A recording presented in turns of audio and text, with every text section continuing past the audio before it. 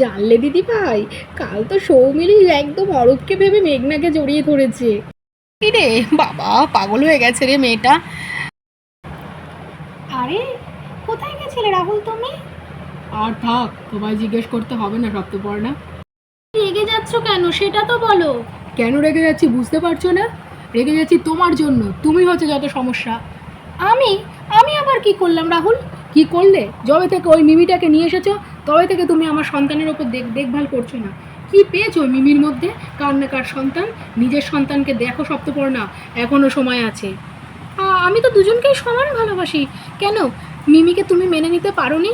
না, কোনোদিনও মানিনি, আর মানবও না। এটা মন কান সব খুলে শুনে রেখে দাও। আর দ্বিতীয়বার মিমিকে যেন আমার সন্তান হিসেবে না পরিচয় দেওয়া হয়, এটুকু বলে রাখলাম। বাড়ির সবাই মানতে পারে, আমি কোনোদিনও মিমিকে মানব না।